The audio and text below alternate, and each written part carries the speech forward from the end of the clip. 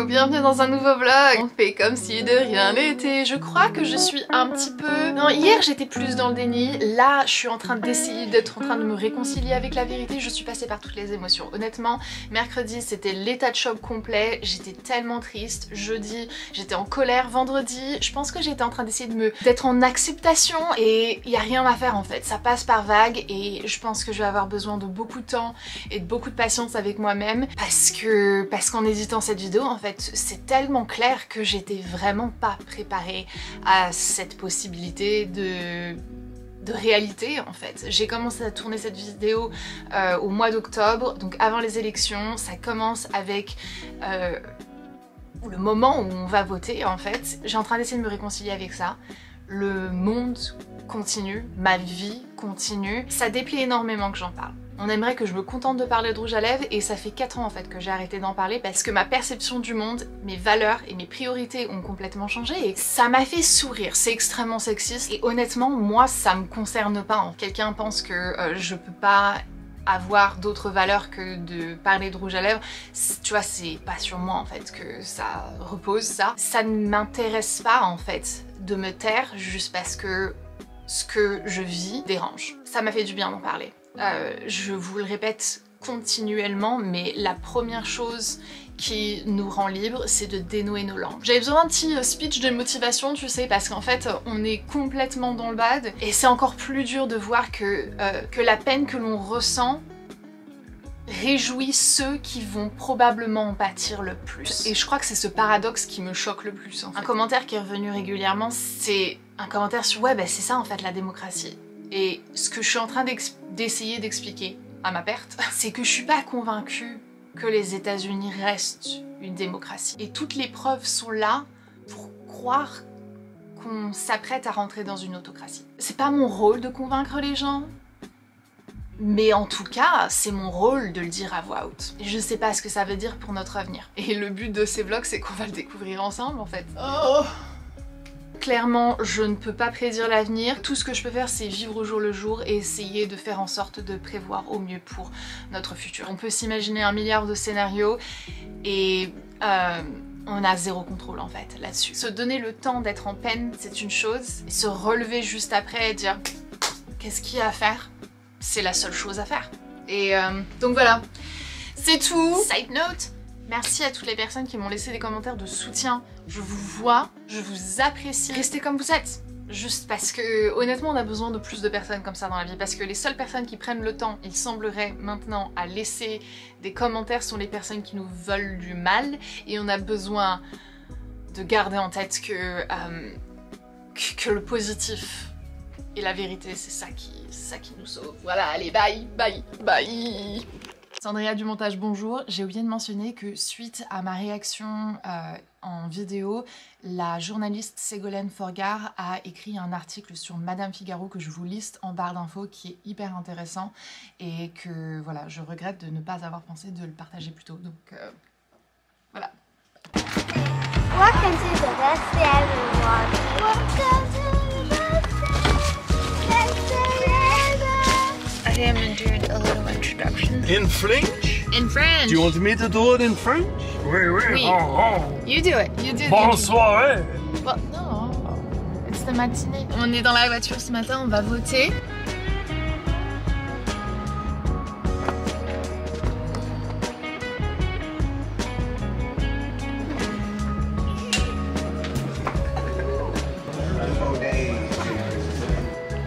Yay! We voted. I'm a future one. Yes. Je crois que je m'apprête à faire un truc de superstitieux. Et genre, je suis pas superstitieuse, je crois, mais je sais pas en fait, parce que tous les jours j'apprends à me découvrir. Je viens de retirer mon t-shirt que j'ai porté pendant toute la journée avec une citation de Ruth Bader Ginsburg. C'est une ancienne juge de la Cour suprême qui était la 2e juge en fait nommée à la Cour suprême. C'est pour nous la mère reine en fait. I ask no favor for my sex. All I ask of our brethren is that they take their feet off our necks. Elle s'est battue pour l'égalité des sexes et elle a longtemps clamé la vulnérabilité de la loi Roe v. Wade, et c'est justement suite à sa mort en 2020 que l'administration Trump a nommé 3 juges républicains à la Cour suprême et la loi Roe v. Wade s'est renversée et la décision au droit à l'avortement s'est retrouvée en fait dans les mains des États. Depuis 2022, l'avortement est devenu illégal dans 13 États. Dans certains d'entre eux, comme l'État du Tennessee dans lequel moi je vis, il n'y a aucune exception, même en cas de viol ou d'inceste. Et si tu penses que ça c'est draconien, accroche-toi bien parce qu'il y en a plus. Il y a eu énormément d'États républicains qui ont changé leur loi et qui ont mis des sanctions pour les avortements, et certaines sanctions peuvent aller jusqu'à emprisonner un médecin qui choisirait d'aider une patiente qui est sur le point de mourir parce qu'elle est en train de faire une infection. C'est symbolique aujourd'hui et je vais le mettre dans ma boîte à souvenirs. Et je vais espérer pour le mieux. Yeah. Okay. Alright. Alright, baby. I love you, my lovely.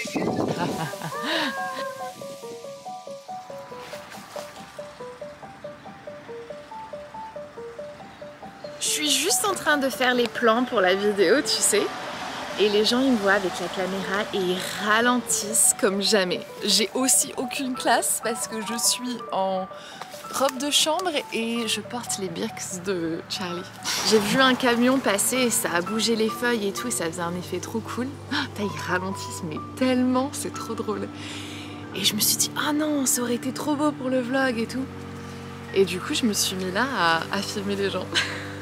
Moi je vais être la folle du quartier qui est dans sa robe de chambre avec les bigoudis sur la tête et qui va hurler aux gens de ralentir. Jeudi c'est Halloween et là aujourd'hui c'est la première journée d'automne que l'on a et c'est tellement agréable. This is the season of the witch. Je suis pas du tout pumpkin spice latte girl, c'est pas mon délire. Mais là aujourd'hui il y a un côté assez magique, assez ensorcelant, que je kiffe ma vie en fait. Et les arbres ils sont magnifiques. Regarde toutes les fleurs qui sont en train de me sortir juste avant qu'on ait les premières gels.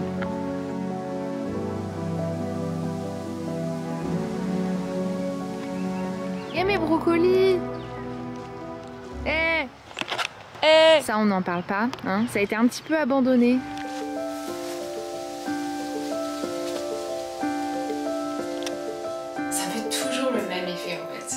À chaque fois qu'on arrive à ce moment-là dans l'année, mais il y a 10 ans, j'étais sur 10 ans, tu te rends compte, j'étais sur le point d'apprendre que j'étais enceinte. C'était trop bizarre ce jour-là, je me souviens pratiquement des moindres détails. Sa naissance était magnifique et je m'en souviendrai évidemment toute ma vie, mais ça c'était encore plus beau je crois. Je me suis réveillée d'un rêve ce matin-là, à 5 h du matin. J'ai rêvé que j'étais de retour chez Kelsey quand elle avait à peu près 10 ans. Je me suis vue dans leur salle de bain à faire un test de grossesse et à me rendre compte que j'étais enceinte. Je me suis réveillée de ce rêve et j'ai fait mon test de grossesse que j'avais acheté la veille. Et là, il était positif quoi. Et ça m'a fait un truc mais trop bizarre. J'avais eu l'impression d'avoir une prémonition. Du coup, évidemment, maintenant, à chaque fois que je fais un rêve que je suis enceinte, ça m'est arrivé le jour de notre mariage. J'ai rêvé que j'étais enceinte et j'attendais justement mes règles. Et donc j'ai fait un test de grossesse ce matin-là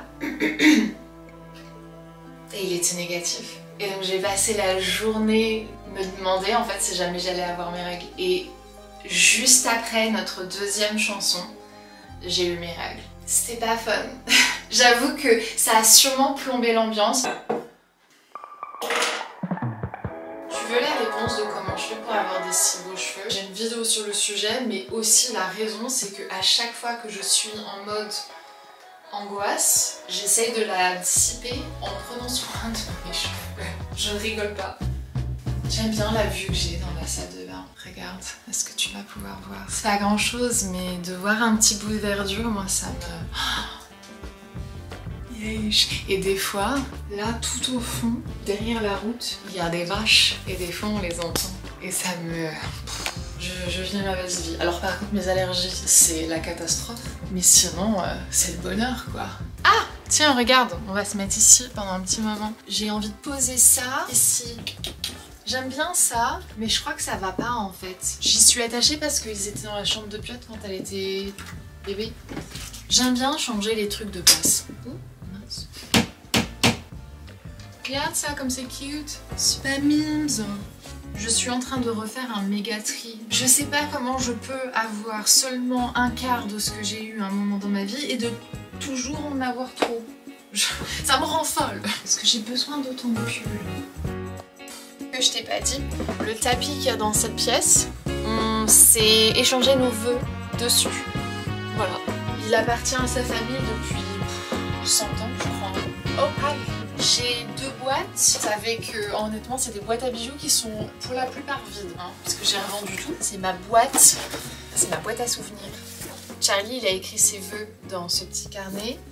Le livre de bébé de Piotr, des photos. She's so cute. Regarde. Je sais pas si je l'ai montré à Charlie ça. J'ai des lettres. On est sur le point d'aller être à Halloween et je me dis s'il n'y a pas un meilleur moment que ça, brûler ces lettres, c'est à ce moment-là. 14 pages recto verso plus je ne sais pas 7 d'horreur en fait. On va peut-être bien les brûler ça. Regarde ce que j'ai. La tête, elle a un peu quand même une forme étrange. Krista avait pris le temps de la mettre dans un cadre. Elle avait glissé lors d'un meet-up. Ça m'avait tellement touchée que je l'ai toujours. J'ai un faux fossile là. Ça c'était vraiment le summum de Lego. Ça c'est la classe quoi. On va brûler ça. Il y a quelques mois, ma belle-mère m'a acheté un... Je vais juste te le montrer, je vais rien dire, je vais juste te le montrer. J'ai jamais été aussi preppy. C'est adorable parce qu'elle s'en est pris un et elle en a acheté un pour chacun de ses filles. Pour chacune de ses filles.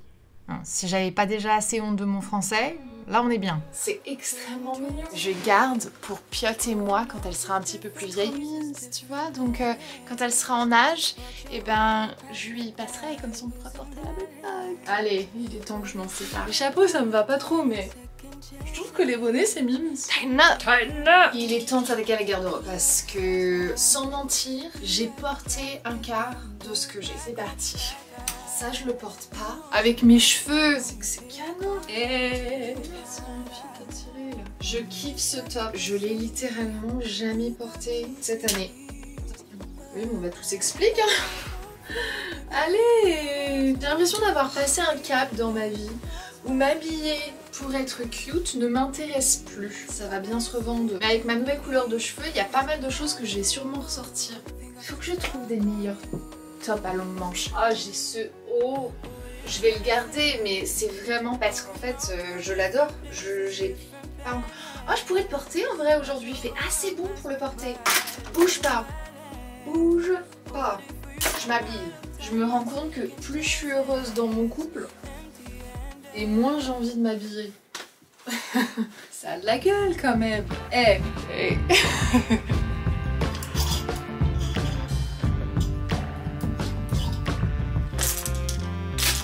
Donation, ça je vais essayer de le vendre. House of CB, j'adore l'idée de ce body. Il est canon, mais alors il est tellement inconfortable, impossible de rentrer là-dedans, impossible de pisser aussi parce qu'ils n'ont pas mis de boutons. J'ai clairement passé l'âge. Revendre ça aussi, mais il a perdu ses boutons. Des fois t'as des trucs que t'achètes qui sont chers et qui en valent la peine. Et des fois t'as des trucs que t'achètes qui sont chers et qui sont vraiment mieux. Vous savez, il y a 3 boutons qui ont sauté. Donation, ça, ma veste en cuir Balenciaga, je pense la revendre. Et là je dis ça, et maintenant que je l'ai enfilée, je me dis mais no way, je peux jamais la vendre. Bon, je vais patienter encore un petit peu. Je l'adore en vrai. Je l'ai payé une fortune à l'époque. Je pourrais la revendre au moins 500 $, mais c'est pas encore le moment. Je le sens pas là, je le sens pas. Ça, c'est une veste Dior. Des années, je sais pas, 80, 90. Elle est ultra fun. Il faudrait que je regarde un petit peu pour combien est-ce que je pourrais la revendre. Parce que c'est pareil, je la porte pas quoi. J'ai tendance à enfiler un pull à capuche. À chaque fois que je fais un tri dans mes vêtements, je peux être garantie d'avoir 1 milliard de commentaires me demandant de mettre mes affaires sur Vinted. J'ai du mal à légitimiser le fait d'envoyer des fringues, tu sais, de l'autre côté de l'Atlantique. Déjà moi, d'un point de vue économique, ça m'arrange pas parce que payer les frais d'envoi, c'est une fortune. J'ai envoyé un colis pour l'anniversaire de ma mère et ça m'a coûté 21 $ pour envoyer juste une enveloppe avec 2 dessins et une paire de chaussettes. Donc tu comprends bien que vendre un top sur Vinted et l'envoyer outre-Atlantique, ça m'arrange pas forcément, et puis en plus d'un point de vue empreinte carbone, je suis pas pour. Si vous êtes aux États-Unis, je suis contente de vous partager mon vestiaire collectif, où je suis aussi sur Depop. C'est dans ma barre d'infos si ça vous intéresse. J'envoie au Canada et aux États-Unis, mais je fais pas outre-Atlantique. Regarde, j'ai toujours la satisfaction là quand il y a plein de cintres et que tu te dis c'est trop bien. Je me suis débarrassée de plein de trucs. Cette chemise-ci, c'est ma chemise préférée. Ah, à l'envers. C'est un pyjama. C'est un pyjama. Niveau donation, on a une pile en continu parce qu'on est tout le temps en train de faire des tris. Ça, c'est ce que j'ai pour le moment. Je te jure, il y a un sens de satisfaction absolue. Comme d'habitude, je déborde dans le couloir aussi. Lovers and Friends. Ah, tu vois, je pensais que c'était House of CB.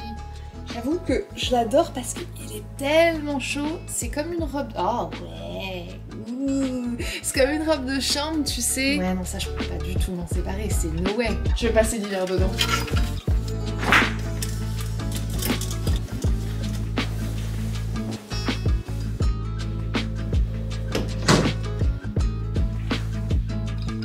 Allez, chose à revendre.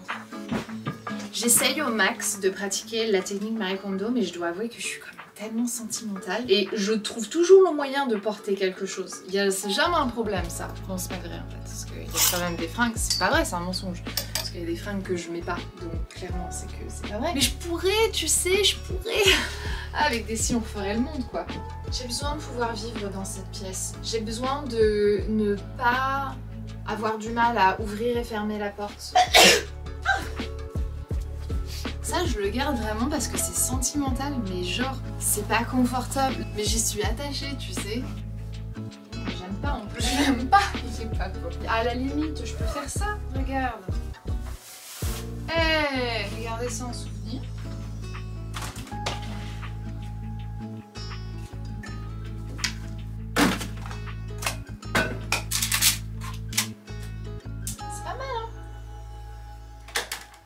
C'est pas mal du tout. Il y a 2-3 bricoles là, la poubelle. Ça va partir au recyclage. Les 2 portes doivent pas rester. Mais sinon, c'est pas mal. Hein. Ça maintenant, je peux tourner ici.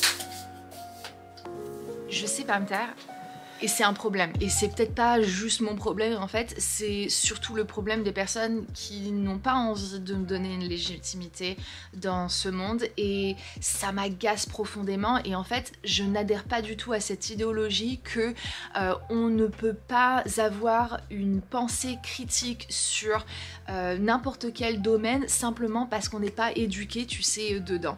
Et je crois que c'est réellement ça le plus gros lavage de cerveau qu'on peut faire à la population, c'est de leur faire croire que parce qu'ils ne sont pas diplômés en politique, en droit, en économie, en peu importe, que ils n'ont pas en fait la capacité de décortiquer les informations pour se former une opinion qui est complètement valable. C'est comme ça qu'on contrôle la population. Je veux pas être alarmiste, mais je pense qu'il y a une grosse partie de moi qui a quand même envie de mettre, tu sais, le focus sur la détérioration de la démocratie dans le monde entier. La démocratie, c'est que le peuple a la souveraineté pour choisir son gouvernement.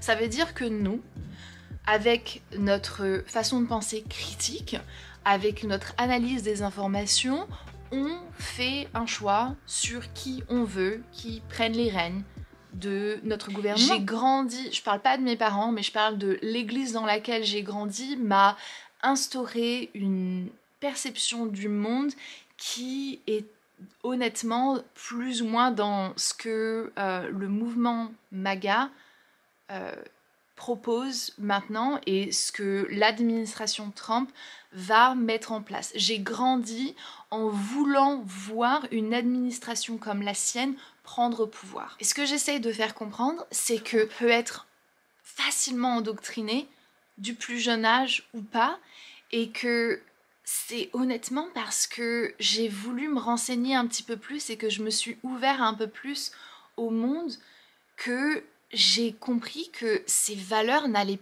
pas du tout avec ce dont en quoi je crois réellement.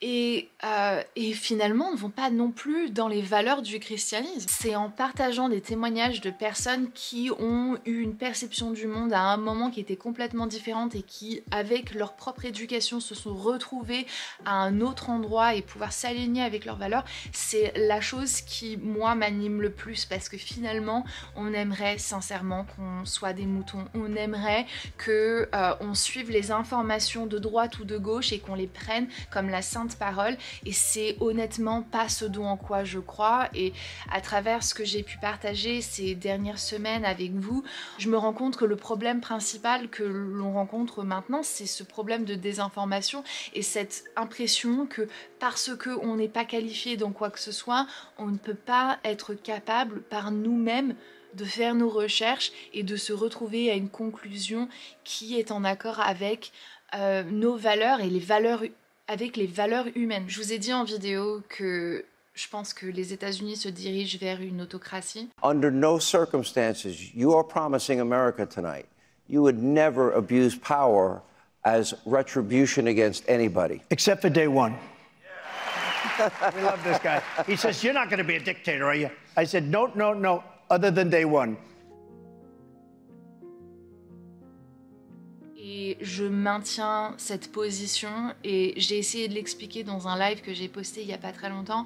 Et c'est un live, donc ça reste toujours brouillon. J'ai émis ma peur à Charlie de vous aliéner en fait en partageant ça avec vous. Et je pense que cette peur, elle n'est pas réaliste dans le fait que je suis pas en train d'essayer de faire de la propagande. Je suis juste en train d'essayer de démanteler cette idée que nous, moi, une femme française qui est maintenant citoyenne américaine, qui a passé 10 ans de sa carrière à parler de rouge à lèvres, n'est pas capable d'avoir des pensées critiques. Je cherche pas à imposer mes croyances. Ce que je cherche à faire, c'est donner le déclic à n'importe qui peut passer par mes vidéos, à eux-mêmes faire leurs recherches. Et à faire leurs recherches, pas pour essayer de valider leur opinion, mais pour essayer réellement d'atteindre la vérité. Parce que finalement, moi, en faisant mes recherches, je me suis rendu compte que ça n'a pas du tout validé ce en quoi je croyais et dans quoi j'ai grandi. Et ça, c'était honnêtement, hyper tragique pour moi, parce que ça a voulu dire que j'ai rompu des relations avec des personnes que j'aimais profondément. L'ego en prend un coup, parce que tu dois remettre complètement qui tu es en question. Et je suis convaincue que la seule façon qu'on peut se battre contre des idéologies qui sont inhumaines, c'est en s'informant de comment les choses fonctionnent et quel est notre rôle dans la société dans laquelle on vit. Et la définition de ce rôle, il nous est personnel et on n'est pas tous appelés à avoir une position de pouvoir dans le gouvernement. Personnellement, c'est pas quelque chose qui, moi, m'intéresse. Mais si on veut continuer à vivre dans des démocraties, va falloir qu'on s'informe pour pouvoir faire les bonnes décisions quand on nous présente quelqu'un qui veut le pouvoir et qui veut diriger notre pays. Comme dans tout, c'est difficile quand tu vois la vérité de pas devenir activiste. Et c'est peut-être pas une mauvaise chose. Je serai la première à dire que j'ai tort, si j'ai tort. Et tout ce que j'espère, en fait, c'est avoir tort. Honnêtement, tout ce que j'espère, c'est que l'administration de Trump élève la population américaine. J'ai écouté assez de discours de Trump pendant les élections pour savoir qu'il y a aucune réelle preuve qu'il va le faire. Et la réalité, c'est qu'on est à 9 jours après les élections et qu'il y a de plus en plus de personnes qui ont voté pour lui, qui se rendent compte depuis maintenant l'élection de son cabinet et de la mise en forme de son gouvernement, que les gens ils sont en train de se rendre compte qu'en fait on va pas du tout répondre à leurs attentes. J'ai peur pour mon assurance maladie, j'ai peur pour le prix des médicaments, nous aux États-Unis qui sont faits outre-mer, j'ai peur pour le prix de l'alimentation et peut-être que notre pétrole va être moins cher, mais si jamais je peux pas acheter les médicaments à ma fille dont elle a besoin pour pouvoir fonctionner, Tu vois, je sais pas en fait où est réellement l'avantage là-dedans pour moi, mais tout ce que j'espère et que j'attends, c'est d'avoir tort. Et on verra bien ce que ça va donner. Mais ce que je sais, c'est que nos assurances maladie sont en danger et qu'il y a 3 mois de ça, j'ai fait un calcul rénal qui aurait dû me coûter plus de 14 000 $ si je n'avais pas d'assurance. Je vais vous laisser parce que dans 9 minutes, j'ai rendez-vous pour un podcast qui va être fascinant puisqu'on va parler d'expatriation. C'est une Française qui est expatriée, je crois, dans le Colorado, qui m'a invitée sur son podcast à parler de mon expatriation. Et je pense que ça va être vraiment cool. Demain, je filme un podcast qui s'appelle Du jour au lendemain, qui est sur ma conscientisation de de ma surconsommation. Mais en attendant, je vous remercie d'avoir regardé cette vidéo. Je ne m'attends pas à être populaire dans les recommandations YouTube parce que ce sont des sujets qui sont délicats et qui, pendant que moi me fascinent, ne donnent pas réellement, tu vois, ne font pas kiffer le monde de YouTube. C'est assez ouf en fait d'être arrivée aux États-Unis avec une perception de ce pays complètement différent maintenant. Et c'est hyper choquant pour moi et ça doit être assez étrange pour vous aussi, mais je vous remercie de continuer à me suivre dans mes aventures parce qu'on n'est pas sorti de l'auberge. Allez, bye. Yeah. Hey. Don't go shooting all the dogs, cause one of them got fleas. Don't just listen to these songs and think that you got grease. They just lyrics, I be venting to this mic, it's therapy. You could leave, but them other guys is whack, they not me. Godspeed, sweetie, living out my dreams. I don't need a genie. Pops did Madonna shows, music in my blood, it was destined for me. Way before I even fucking seen a CD. Cross the wrong line, you gon' need a treaty. Peace is a lie, there is only passion.